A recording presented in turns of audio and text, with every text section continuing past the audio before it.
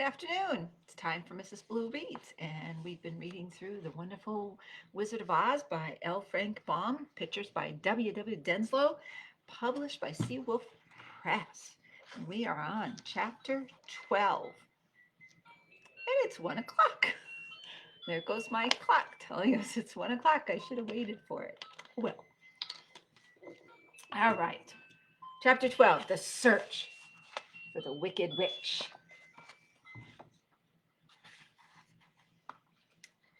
The soldier with the green whiskers led them through the streets of the Emerald City until they reached the room where the guardian of the gates lived.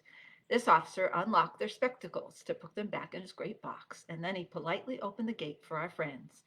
"Which road leads to the Wicked Witch of the West?" asked Dorothy. "There is no road," answered the guardian of the gates. "No one ever wishes to go that way." There they are, being led through the streets to the gate. "How then are we to find her?" inquired the girl. "That will be easy," replied the man.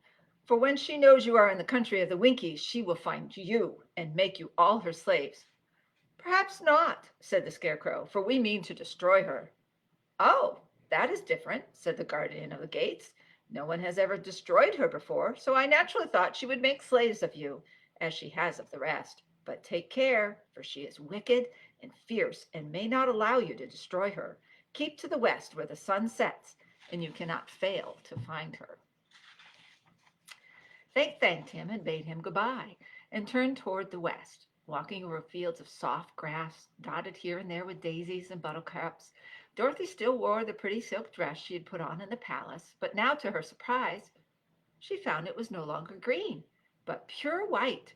The ribbon around Toto's neck had also lost its green color and was as white as Dorothy's dress. The Emerald City was soon left far behind. As they advanced, the ground became rougher and hillier, for there were no farms nor houses in this country of the West, and the ground was untilled. In the afternoon, the sun shone hot in their faces, for there were no trees to offer them shade, so that before night, Dorothy and Toto and the lion were tired and lay down upon the grass and fell asleep, with the woodman and the Scarecrow keeping watch. Now the Wicked Witch of the West had but one eye, yet that was as powerful as a telescope and could see everywhere. So as she sat in the doorway of her castle, she happened to look around and saw Dorothy lying asleep, with her friends all about her. They were a long distance off, but the Wicked Witch was angry to find them in her country, so she blew upon a silver whistle that hung around her neck. There she is, sitting in her doorway. At once there came running to her from all directions a pack of great wolves. They had long legs and fierce eyes and sharp teeth. "Go to those people," said the witch, "and tear them to pieces."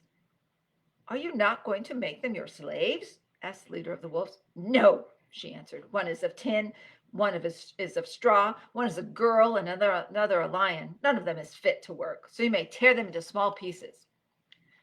"Very well," said the wolf, and he dashed away at full speed, followed by the others. It was lucky the Scarecrow and the woodman were wide awake and heard the wolves coming. "This is my fight," said the woodman, "so get behind me and I will meet them as they come." He seized his axe, which he had made very sharp, and as the leader of the wolves came on, the Tin Woodman swung his arm and chopped the wolf's head from its body, so that it immediately died. As soon as he could raise his axe, another wolf came up, and he also fell under the sharp edge of the Tin Woodsman's weapon. There were 40 wolves, and 40 times a wolf was killed, so that at last they all lay dead in a heap before the woodman. There he is. Then he put down his axe and sat beside the Scarecrow, who said, "It was a good fight, friend."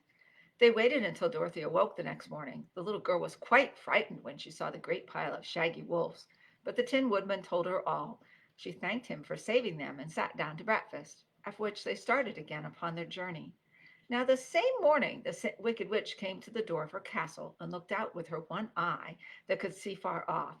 She saw all her wolves lying dead and the strangers still traveling through her country. This made her angrier than before, and she blew her silver whistle twice. Straightway a great flock of wild crows came flying toward her, enough to darken the sky, and the Wicked Witch said to the King Crow, "Fly at once to the strangers, peck out their eyes, and tear them to pieces." The wild crows flew over in one great flock toward Dorothy and her companions.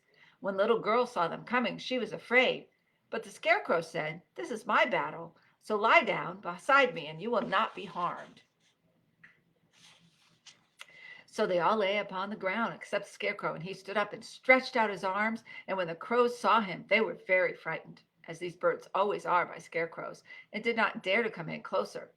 But the King Crow said, "It is only a stuffed man. I will peck his eyes out." The King Crow flew at the Scarecrow, who caught it by the head and twisted its neck until it died. And then another crow flew at him, and the Scarecrow twisted its neck also. There were 40 crows, and 40 times the Scarecrow twisted a neck until at last all were lying dead beside him. Then he called to his companions to rise, and again they went upon their journey. When the Wicked Witch looked out again and saw all her crows lying in a heap, she got into a terrible rage and blew 3 times upon her silver whistle. Forthwith there was heard a great buzzing in the air, and a swarm of black bees came flying toward her. "Go to the strangers and sting them to death," commanded the witch. And the bees turned and flew rapidly until they came to where Dorothy and her friends were walking. But the woodman had seen them coming, and the Scarecrow had decided what to do. "Take out my straw and scatter it over the little girl and the dog and the lion," he said to the woodman, "and the bees cannot sting them." This the woodman did, and as Dorothy lay close beside the lion and held Toto in her arms, the straw covered them entirely. The bees came and found no one but the woodman to sting, so that they flew at him and broke off all their stings against the tin, without hurting the woodman at all. And as bees cannot live when their stings are broken, that was the end of the black bees, and they lay scattered thick about the woodman like little heaps of fine coal. Then Dorothy and the lion got up, and the girl helped the Tin Woodman put the straw back into the Scarecrow again until he was as good as ever. So they started upon their journey once more. The Wicked Witch was so angry when she saw her black bees in little heaps like fine coal that she stamped her foot and tore her hair and gnashed her teeth. And then she called a dozen of her slaves, who were the Winkies, and gave them sharp spears, telling them to go to the strangers and destroy them. The Winkies were not a brave people, but they had to do as they were told. So they marched away until they came near to Dorothy. Then the lion gave a great roar and sprang toward them, and the poor Winkies were so frightened that they ran back as fast as they could. When they returned to the castle, the Wicked Witch beat them well with a strap and sent them back to their work, after which she sat down to think what she should do next. She could not understand how all her plans to destroy these strangers had failed, but she was a powerful witch, as well as a wicked one, and she soon made up her mind how to act. There was in her cupboard a golden cap with a circle of diamonds and rubies running round it. This golden cap had a charm.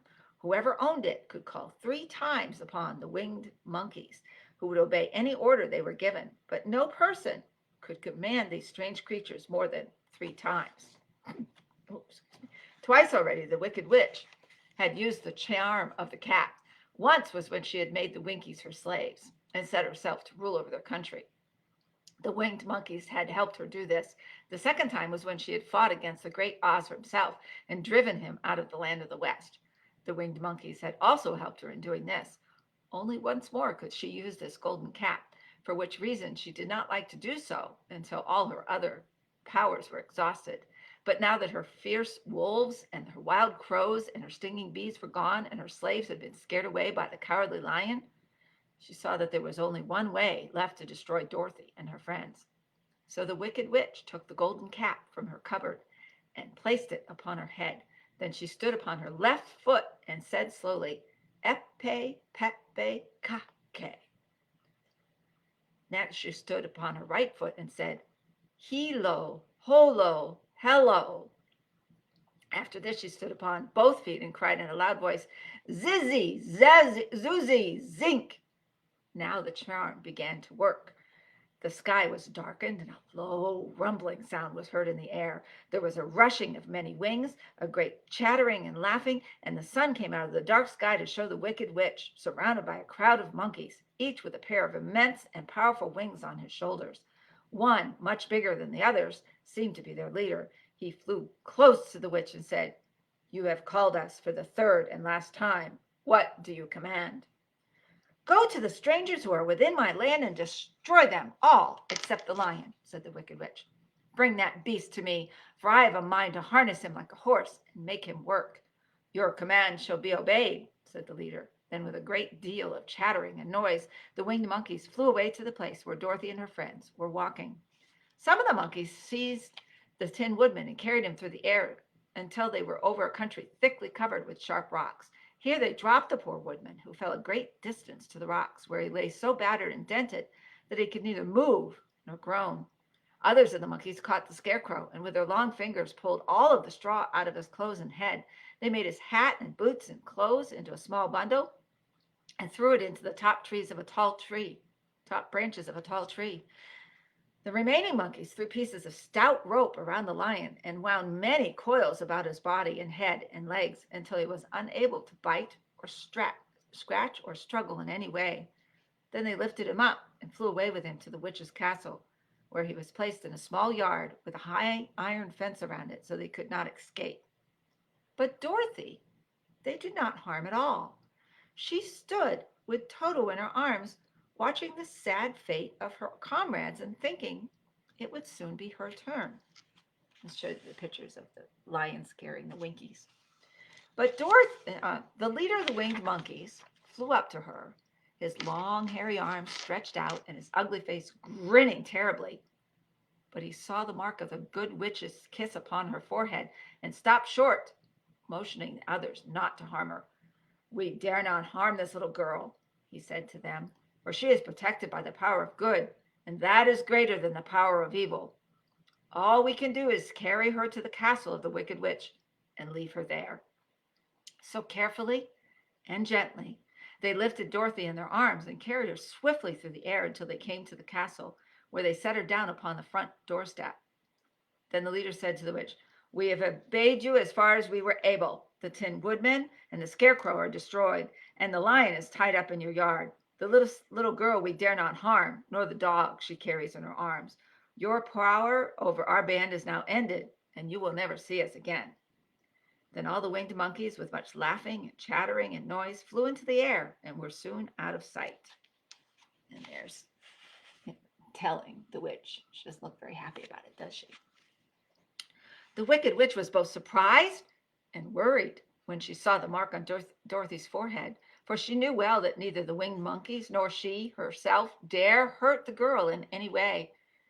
She looked down at Dorothy's feet, and seeing the silver shoes began to tremble with fear, for she knew what a powerful charm belonged to them.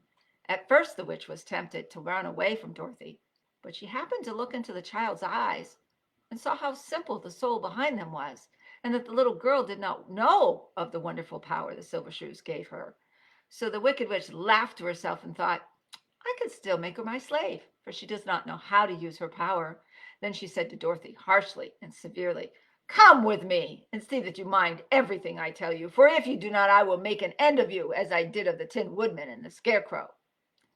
Dorothy followed her through many of the beautiful rooms in her castle until they came to the kitchen, where the witch bade her clean the pots and kettles and sweep the floor and keep the fire fed with wood. Dorothy went to work meekly, her mind made up to work as hard as she could, for she was glad the wicked witch had decided not to kill her. With Dorothy hard at work, the witch thought she would go into the courtyard and harness the cowardly lion like a horse. It would amuse her, she was sure, to make him draw her chariot whenever she wished to go to drive. But as she opened the gate, the lion gave a loud roar and bounded at her so fiercely that the witch was afraid and ran out and shut the gate again.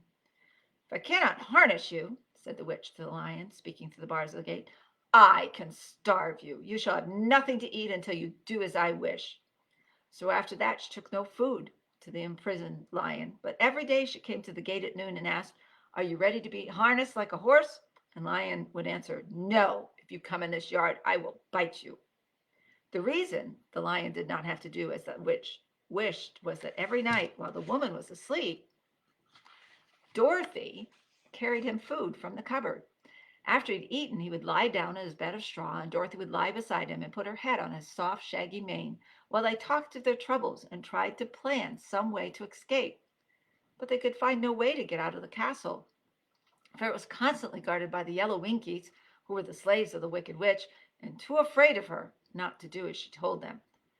The girl had to work hard during the day, and often the witch threatened to beat her with the same old umbrella she always carried in her hand. But in truth, She did not dare to strike Dorothy because of the mark upon her forehead. The child did not know this and was full of fear for herself and Toto. Once the witch struck Toto a blow with her umbrella, and the brave little dog flew at her and bit her leg in return. The witch did not bleed where she was bitten, for she was so wicked that the blood in her had dried up many years before. Dorothy's life became very sad as she grew to understand that it would be harder than ever to get back to Kansas and Aunt Em again. Sometimes she would cry bitterly for hours with Toto sitting at her feet and looking into her face, whining dismally to show how sorry he was for his little mistress. Toto did not really care whether he was in Kansas or the land of Oz, so long as Dorothy was with him, but he knew the little girl was unhappy, and that made him unhappy too. Now the Wicked Witch had a great longing to have for her own the silver shoes which the girl always wore. Her bees and her crows and her wolves were lying in heaps and drying up, and she had used up all the power of the golden cap. But if she could only get a hold of the silver shoes, they would give her more power than all the other things she had lost.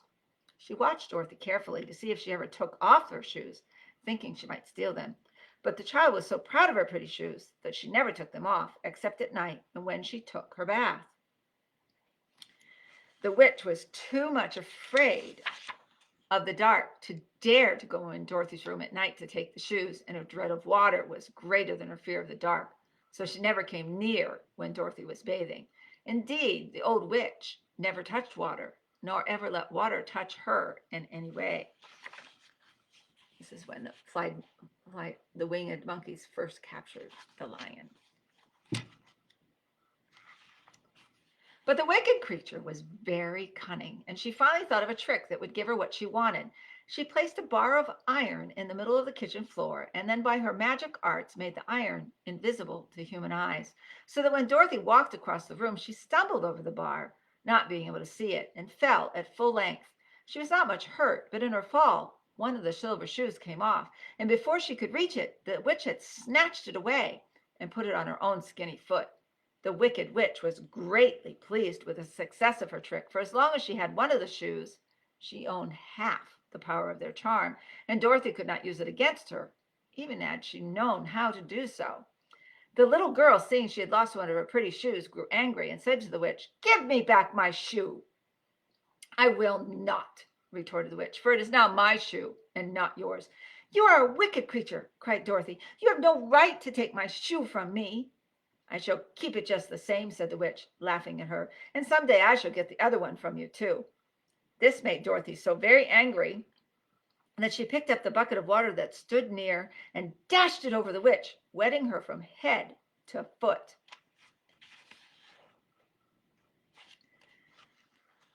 Instantly, the wicked woman gave a loud cry of fear, and then, as Dorothy looked on in wonder, the witch began to shrink and fall away. "See what you have done," she screamed. "In a minute I shall melt away." "I'm very sorry indeed," said Dorothy, who was truly frightened to see the witch actually melting away like brown sugar before her very eyes. "Didn't you know water would be the end of me?" asked the witch in a wailing, despairing voice. "Of course not," answered Dorothy. "How should I? Well, in a few minutes I shall be all melted, and you will have the castle to yourself. I have been wicked in my day, but I never thought a little girl like you would be able to melt me and end my wicked deeds. Look out! Here I go!" With these words, the witch fell down in a brown, melted, shapeless mass and began to spread over the clean boards of the kitchen floor. Seeing that she had really melted away to nothing, Dorothy threw another bucket of water and threw it over the mess. And then she swept it all out the door. After picking out the silver shoe, which was all that was left of the old woman, she cleaned it and dried it with a cloth and put it on her foot again. Then, being at last free to do as she chose, she ran out to the courtyard to tell the lion that the Wicked Witch of the West had come to an end, and that they were no longer prisoners in a strange land. Chapter 13, The Rescue. Cowardly Lion was much pleased to hear the Wicked Witch had been melted by a bucket of water, and Dorothy at once unlocked the gate of his prison and set him free. They went in together to the castle, where Dorothy's first act was to call all the Winkies together and tell them they were no longer slaves. There was great rejoicing among the yellow Winkies, for they had been made to work hard during the many years for the Wicked Witch, who had always treated them with great cruelty. They kept this day as a holiday then and ever after, and spent the time in feasting and dancing. If our friends, the Scarecrow and the Tin Woodman, were only with us, said the Lion, I should be quite happy. Don't you suppose we could rescue them? Asked the girl anxiously. We can try, answered the Lion. So they called the Yellow Winkies and asked them if they would help to rescue their friends. And the Winkies said that they would be delighted to do all in their power for Dorothy, who had set them free from bondage. So she chose a number of the Winkies who looked as if they knew the most, and they all started away. They traveled that day and part of the next until they came to the rocky plain where the Tin Woodman lay, all battered and bent. His axe was near him, but the blade was rusted, and the handle had broken off short. The Winkies lifted him tenderly in their arms and carried him back to the yellow castle again, Dorothy shedding a few tears by the way at the sad plight of her old friend, and the Lion looking sober and sorry. When they reached the castle, Dorothy said to the Winkies, Are any of your people tinsmiths? Oh, yes. Some of us are very good tinsmiths, they told her. Then bring them to me, she said. And when the tinsmiths came, bringing with them all their tools and baskets, she inquired, Can you straighten out those dents in the Tin Woodman and bend him back into shape again and solder him together where he is broken? The tinsmiths looked at the woodman over carefully, and then answered that they thought they could mend him so that he'd be as good as ever. So they set to work in one of the big yellow rooms of the castle and worked for 3 days and 4 nights, hammering and twisting and bending and soldering and polishing and pounding at the legs and body and head of the Tin Woodman until at last he was straightened out into his old form, and his joints worked as well as ever. To be sure, there were several patches on him, but the tinsmiths did a good job, and as the woodman was not a vain man, he did not mind the patches at all. When at last he walked into Dorothy's room and thanked her for rescuing him, he was so pleased that he wept tears of joy, and Dorothy had to wipe away every tear carefully from his face with her apron so his joints would not be rusted. At the same time, her own tears fell thick and fast at the joy of meeting her old friend again, and these tears did not need to be wiped away. As for the Lion, he wiped his eyes so often with the tip of his tail that it became quite wet, and he was obliged to go out in the courtyard and hold it in the sun till it dried. If we only had the Scarecrow with us again, said the Tin Woodman, when Dorothy had finished telling him everything that had happened, I should be quite happy. We must try to find him, said the girl. So she called the Winkies to help her, and they walked all that day and part of the next until they came to the tall tree in the branches of which the winged monkeys had tossed the Scarecrow's clothes. It was a very tall tree, and the trunk was so smooth that no one could climb it. But the Woodman said at once, I'll chop it down, and then we can get the Scarecrow's clothes. Now, while the Tinsman had been at work mending the Woodman himself, another of the Winkies, who was a goldsmith, had made an axe handle of solid gold and fitted it to the Woodman's axe instead of the old broken handle. Others polished the blade until all the rust was removed and it glistened like burnished silver. As soon as he had spoken, the Tin Woodman began to chop. In a short time, the tree fell over with a crash, whereupon the Scarecrow's clothes fell out of the branches and rolled on the ground. Dorothy picked them up and had the Winkies carry them back to the castle, where they were stuffed with nice, clean straw. And behold, here was the Scarecrow, as good as ever, thanking them over and over again for saving him. Now that they were reunited, Dorothy and her friends spent a few happy days at the Yellow Castle, where they found everything they needed to make them comfortable. But one day the girl thought of Aunt Em and said, We must go back to Oz and claim his promise. Yes, said the Woodman. At last I shall get my heart. And I shall get my brains, added the Scarecrow joyfully. And I shall get my courage, said the Lion thoughtfully. And I shall get back to Kansas, cried Dorothy, clapping her hands. Oh, let us start for the Emerald City tomorrow. This they decided to do. The next day they called the Winkies together and bade them goodbye. The Winkies were sorry to have them go, and they had grown so fond of the Tin Woodman that they begged him to stay and rule over them in the yellow land of the West. Finding they were determined to go, the Winkies gave Toto and the Lion each a golden collar, and to Dorothy they presented a beautiful bracelet studded with diamonds, and to the Scarecrow they gave a gold-headed walking stick to keep him from stumbling, and to the Tin Woodman they offered a silver oil can inlaid with gold and set with precious jewels. Every one of the travelers made the Winkies a pretty speech in return, and all shook hands with them until their arms ached. Dorothy went to the witch's cupboard to fill her basket with food for the journey, and there she saw the golden cap. She tried it on her own head and found that it fitted her exactly. She did not know anything about the charm of the golden cap, but she saw that it was pretty, so she made up her mind to wear it and carry her sunbonnet in the basket. Then, being prepared for the journey, they all started for the Emerald City, and the Winkies gave them 3 cheers and many good wishes to carry with them. Next week, we'll read the chapter about the winged monkeys, chapter 14. Enjoy the rest of your day. Um, and I will be reading stories on Friday. Be safe in tomorrow's weather. It's supposed to get a lot of snow. Hope it's good snow for skiing and snowman making and things like that. So you can enjoy the snow as well. Take care. We miss you very much. Bye.